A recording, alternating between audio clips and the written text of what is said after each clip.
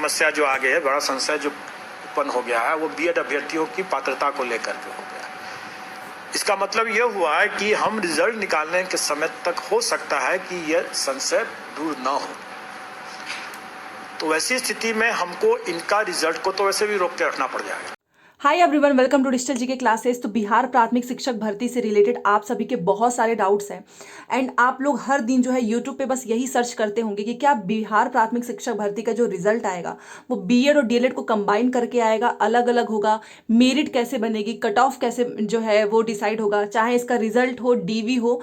तो मुझे ऐसा लगता है कि बीपीएससी के चेयरमैन जी ने जो भी चीज़ें बताई थी सब कुछ अगर आप इस वीडियो को देखते हैं तो आपकी सारी चीज़ें क्लियर हो जाएंगी, फिर आपको एक सिंगल डाउट भी नहीं होगा, क्योंकि यूट्यूब पे बहुत सारी इंफॉर्मेशन है जो कि आपको कंफ्यूज कर सकता है। सबसे बड़ी बात क्या है कि इस बीएड में इन्होंने खुद बताया है कि कैसे ये सितंबर के मंथ में जो है रिजल्ट जारी करने के बाद से डीवी लेंगे, फिर चाहे बीएड वाले स्टूडेंट हो चाहे डीएलएड वाले, आप सभी को अच्छे से समझ में आ जाएगा। इन्होंने सीटेड अपीयरिंग वालों के भी बारे में बात की है, तो आपको ये वीडियो देखनी चाहिए ताकि आपके मन से डाउट खत्म हो और आप समझ सके कि आखिर में, क्योंकि देखो होना तो वही है जो बीपीएससी के चेयरमैन जी जो भी चीजें आपको बताएंगे, जैसे भी ये डिसाइड करेंगे वही आपके सामने आने वाला है। ठीक है, तो यूट्यूब पे हजारों लाखों वीडियो देखने से बेटर है कि पहले आप ये 7 से 8 मिनट की वीडियो इत्मीनान से देख लीजिए, समझ लीजिए, आपको खुद पता चल जाएगा कि आगे आने वाले भविष्य में क्या क्या चीजें होने वाली हैं।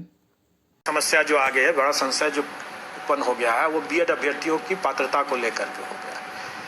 इसका मतलब ये हुआ है कि हम रिजल्ट निकालने के समय तक हो सकता है कि यह संशय दूर ना हो। तो वैसी स्थिति में हमको इनका रिजल्ट को तो वैसे भी रोक के रखना पड़ जाएगा।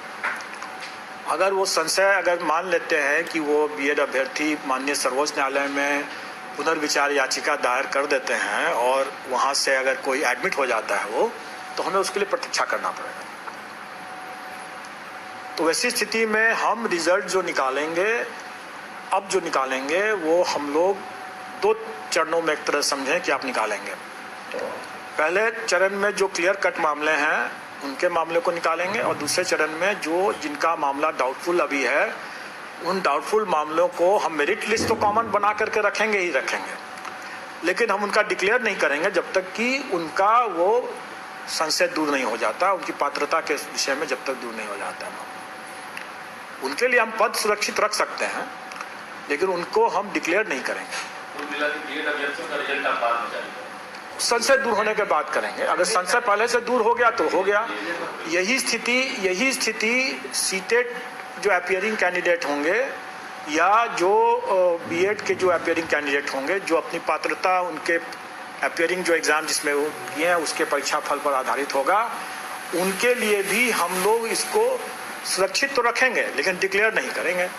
अब रही बात कि उनको अंतिम तिथि क्या मिलेगा, जिस तिथि तक उनका संशय दूर हो जाना चाहिए या उनका एग्जाम का रिजल्ट आ जाना चाहिए। डॉक्यूमेंट वेरिफिकेशन की जो तिथि होगी वही तिथि हमारी अंतिम तिथि होगी।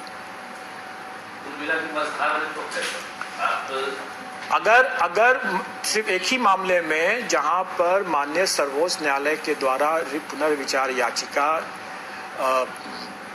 उसमें एडमिट कर लिया जाता है, वैसे मामले में हम प्रतीक्षारत रहेंगे। अन्यथा बाकी मामले में तो मैं नहीं समझता हूं कि संशय की स्थिति उस समय तक बरकरार रहेगा। डॉक्यूमेंट वेरिफिकेशन की तिथि में अगर वो संशय दूर हो चुका रहेगा तो निश्चित तौर पर हम परीक्षाफल निकालेंगे उसी के हिसाब से। ये वेरिफिकेशन कब से होगा सर? डॉक्यूमेंट वेरिफिकेशन हमारा स्टार्ट हो जाएगा, हम समझते हैं कि इस महीने नहीं, मतलब सितंबर महीने के अंतिम सप्ताह के आसपास में वो डॉक्यूमेंट वेरिफिकेशन की स्थिति में हम लोग आ जाएंगे। आप मान के चलें कि 20 तारीख से 25 तारीख के बीच का एक लगभग का तिथि रहेगा जहां जब हम लोग डॉक्यूमेंट वेरिफिकेशन की मांग करेंगे। डॉक्यूमेंट वेरिफिकेशन कई चरणों में होगा क्योंकि हमारी वैकेंसी जो है 1,70,000 है और हमारे जिला सिर्फ 38 है। ये रिजल्ट तो सर 2 चरण में आप कह रहे हैं ना, संशय वाला बिना संशय वाला। देखिए, संशय वाला जो रहेगा उसका तो डिक्लेयर ही हम नहीं करेंगे जब तक संशय का निराकरण नहीं हो जाता है। स्वाभाविक है, अगर आप स्वयं सोचें कि माननीय सर्वोच्च न्यायालय में अगर मान लीजिए पुनर्विचार याचिका लंबित है, चाहे वो अभ्यर्थियों की हो चाहे राज्य सरकारों की हो, चाहे एनसीटी की हो, किसी की भी हो, तो हम क्या रिजल्ट दे देंगे? स्वाभाविक है कि हमको रुकना पड़ेगा उसके फलाफल के लिए, क्योंकि हम ऐसा कोई भी कदम नहीं उठा सकते हैं जो माननीय सर्वोच्च न्यायालय के आदेश के विपरीत हो।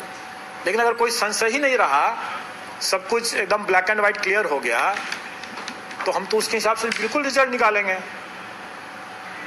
माध्यमिक और उच्च माध्यमिक का रिजल्ट समय पे आ जाएगा। प्राथमिक के लिए भी जो मामले क्लियर कट हैं, जैसे डिप्लोमाधारी के मामले में कोई संशय नहीं है, बिल्कुल जारी करेंगे हम। अगर वो कॉमन मेरिट लिस्ट में हम ऑफकोर्स हम बीएड वालों का अगर संशय रहता है तो उनके लिए उतने पद को सुरक्षित रखते हुए बाकी पद हम निकाल देंगे। अगर डिप्लोमाधारी अगर आते हैं तो क्यों नहीं निकालेंगे उनका? नहीं, डिप्लोमाधारी वालों का तो बिल्कुल रिजल्ट सितंबर में ही आ जाएगा। यस यस यस, मैंने क्या कहा, जिसका संशय नहीं है उनका रिजल्ट भी सही हम निकाल देंगे। जिनका संशय रहेगा तो जैसा संशय रहेगा, जिस स्तर पर मामला लंबित है उस स्तर से निर्देश लेकर के ही हम निकालेंगे।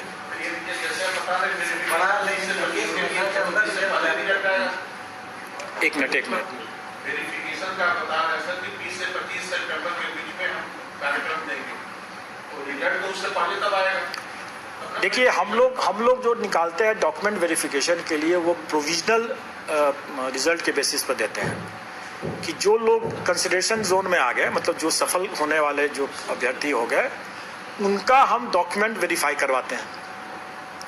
और डॉक्यूमेंट वेरीफाई कराने के बाद अगर उसमें भी मान लीजिए, जैसे मैंने बताया कि सीटेट अगर अपीयरिंग कैंडिडेट क्या है, बाद में पता चलता है कि नहीं पास किया। कई अभ्यर्थी ऐसे भी हो सकते हैं जो उन्होंने दावा कर दिया कोई आरक्षित श्रेणी का या किसी और श्रेणी का, बाद पता चलता है कि वो नहीं, वैसा नहीं है। तो स्वाभाविक है कि डॉक्यूमेंट वेरिफिकेशन के समय में उनका कट सकता है, छट सकता है, और जो उसके हिसाब से फिर उनका रिजल्ट, फाइनल रिजल्ट फिर हम निकालते हैं।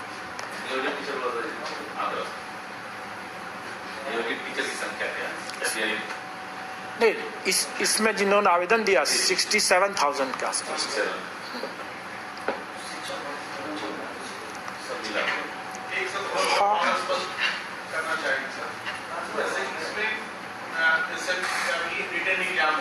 एक चीज मैं जब बता दूं, जो कई जगह मतलब दुष्प्रचार ये चल रहा था कि बीएड अभ्यर्थी 5 लाख हैं, ये 6 लाख हैं, कुछ लाख हैं। मैं तो यह कहूँगा कि एज लॉन्ग एज, जो माननीय सर्वोच्च न्यायालय ने कहा कि आपके पास में पर्याप्त डिप्लोमाधारी अभ्यर्थी है, मतलब कि अगर हमारे पास 80,000 वैकेंसी है, हमारे पास 80,000 कैंडिडेट्स भी अगर डिप्लोमाधारी रहते तो भी मैं परीक्षा कराता।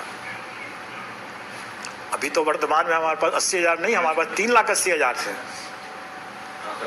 इसलिए इस तरह का दुष्प्रचार कृपया करके न करें।